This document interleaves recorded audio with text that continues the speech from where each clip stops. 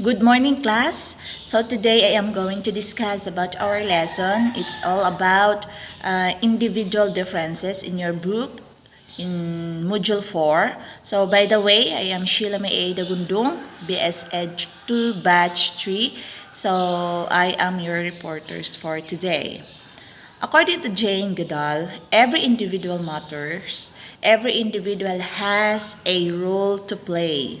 Every individual makes a difference. So you probably heard someone say, everyone is unique. Yes, everyone is unique. Always remember that you are absolutely unique, just like everyone else. So, we're going to discuss about the individual differences. So here, there are factors that bring about student diversity. So, in all learning environments, individual interacts, you're interacting with the others, with the other people. You know? So, to recall how these differences were shown in your class. No, it's either in a gender and racial, ethnic, or cultural background, or about nationality, language, or culture, or provinces. So, how did you interact with the other people? So, this diversity also comes from the other factors like number one is socioeconomic status. So, a lot of us, we are not equal in our economic status. Some are rich, some are in a middle income, and some are in the lower income status. So we are different from that. So in also, number two is thinking learning style. So some of us or some of you learn better by seeing something or other by just hearing. So we are learning something by just hearing or by seeing using our eyes, and also in manipulating something. So we'll and number three is exceptionalities. No, exceptionalities. So in class, there may be one who has difficulty in spoken language, so comprehension, or in seeing, hearing. So there are in module 6. Let us see first in module 6. It talks about exceptionalities. So sometimes we have classmates that they are in learning disabilities. So no, so it includes like the language or memory or metacognition that are not due to others' disabilities like mental retardation. So that is one of the example of exceptionalities. Okay, so let's back to our lesson. So that's the three factors that bring about student diversity. So first is socioeconomic status. We are not different from the same from that. We are different from that. So, but then we need to be you need to interact with other people. You need to collaborate with the other people because relationship is good. No, relationship is better than any other. No, thinking, learning, number two, and the three is exceptionalities. So here there is a question: how student diversity enriches the learning environment? So first is student self-awareness is enhanced by diversity. No, student self-awareness is enhanced by diversity. So exposing students to others with diverse background and experiences also serves to help students focus on their awareness of themselves. So when they see how others are different, students are given reference points or comparative perspective which sharpen assessment of their own attitude, values, and behavior. So, in this student self-awareness, you're exposing, yeah, students to others. So, um, you will not stick to your best friend, to your group friend, or what you're close to you, but you need to expose to the other students. So that you can know him or her, you can know about her experiences in life.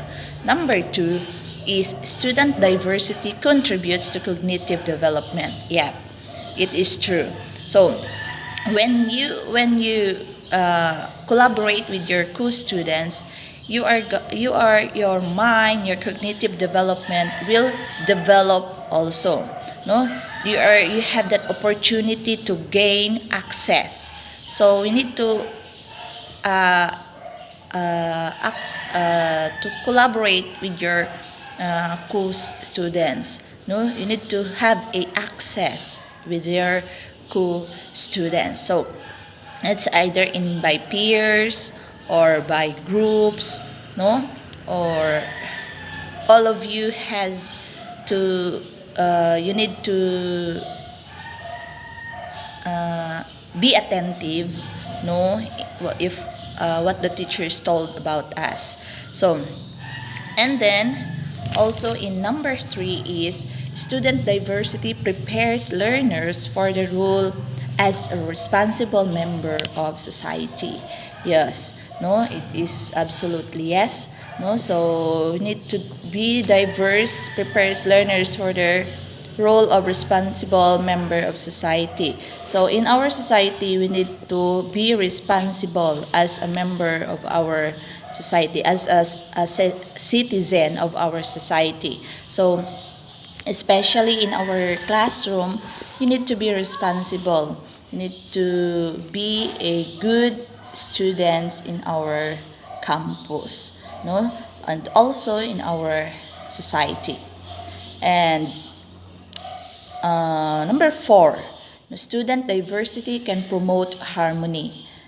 Yes, when student diversity is integrated, no, if you're integrating with the other student, no, into the classroom teaching and learning process, it can become a vehicle of promoting harmonious race relations. So when you are integrating with the other people, when you are collaborating with the other people, you are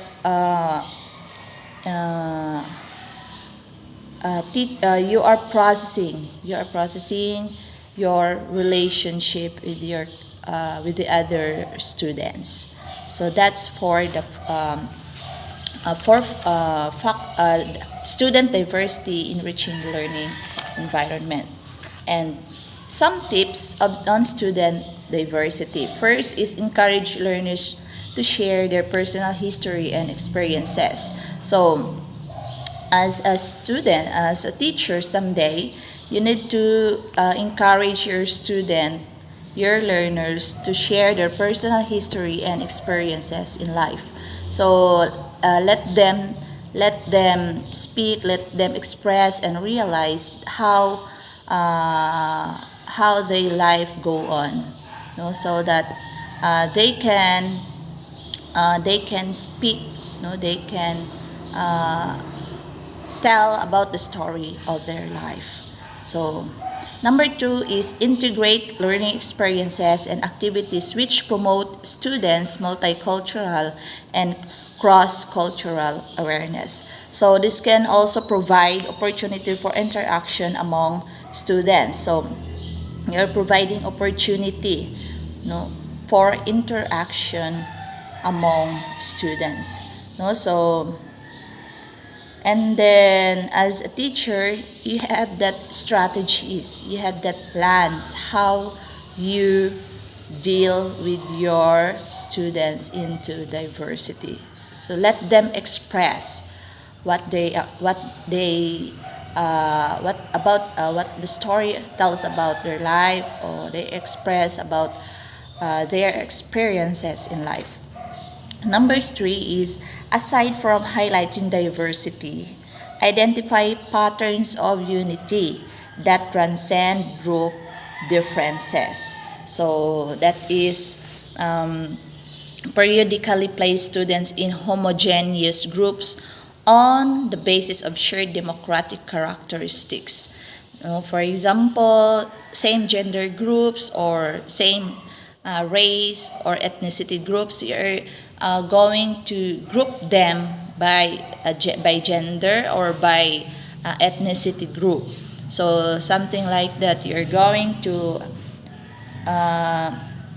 identify patterns of unity. So like that. Number 4 is communicate high expectation to students from all subgroups. So for example, you're assigning them the role of reporters, no reporter in small group discussion. So you are going to assign them who of them will be able to be a good leader, no, to be a good reporter in their group discussions, and also having them engage in paired discussion with another classmate. Okay, so having them engage in paired, so by pair discussion with another classmate. So all of them will be grouped with the other. Expect that they will be grouped with the other co-students. They will not stick to their friends only, but also to collaborate with the other students. Number 5 is use varied instructional methods to accommodate student diversity in learning styles. So, for example, you use formats that are student-centered. For example, you are going to make a class discussion, okay, or small group work. So every one of them will participate, will be active in doing that task. So as student-centered, okay. So and also teacher-centered. So for example, the teacher will have a lectures or demonstrations. So that's the time that the student will listen to their teacher. Okay. Number 6 is vary the examples you use to illustrate concepts in order to provide multiple contexts that are relevant to students from diverse background.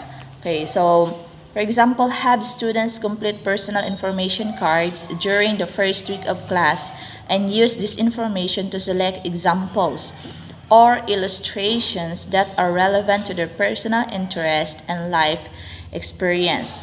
Or maybe you're using your ideas, comments, and questions that student raise in class.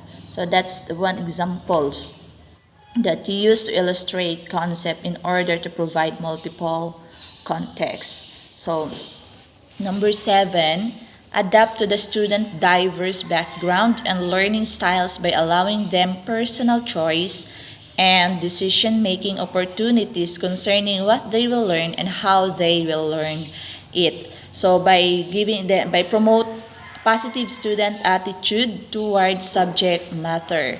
So you are promoting positive student attitude, and also results in students working more consistently with lesser teacher intervention. So also when individuals are allowed to exert some control over a task, they tend to experience less anxiety or stress while performing that task. So they have that anxiety. They are very stressed while they are performing that task. So as a teacher someday, so you need to make opportunity concerning what they learn and how they will learn it, from that tasks that they are doing. Number 8 is diversify your methods of assessing and evaluating student learning. So you can accommodate your student diversity not only by varying what you do with your teaching, but you need to accommodate your student. You need to encourage your student to participate your discussion, your class. Okay. Let your student be comfortable in raising their hands to answer, without any condemning them, but you are encouraging them to stand, to speak, to express their ideas and thoughts. These methods, it individually delivered oral reports, for example, panel presentations, group projects, they are going a PowerPoint presentation or visual aids. Okay, so also dramatic vignettes. So that is the methods of assessing and evaluating student learning. So let us see if they will learn something. Number 9 is purposely form small discussion groups of students from diverse backgrounds. You can form group of students with different learning styles, different cultural background. So, for example, the instructor is removed from center stage, thereby reducing the likelihood that the teacher is perceived as the ultimate or absolute authority. So, and students are exposed to the perspectives of other students, thus increasing their appreciation of multiple viewpoints and different approaches in learning. So, you're going to promote your student progress to a more advanced stage of cognitive development. So, let's just remember that every one of us is unique. We are not the same. We are different in minds, in thoughts, everything. We are created by God in a very unique way, so that we will, as a student, I would like to encourage as students that we should be a good we have a good relationship between our co-students, with our teachers. So we need to collaborate, we need to interact, we need to integrate with the other people, so that we will be more, we are enhancing our skills in relation, in hearing, seeing, the way we have a interacting with the other students. So that's very good, because we need to be a good citizen. We need to be a good student. We need to be. We need to learn someone from the other students. We need to learn from them through their experiences in life. So we have gained something from their life. So that's all for my discussion, my topic this morning. Thank you, and God bless everyone.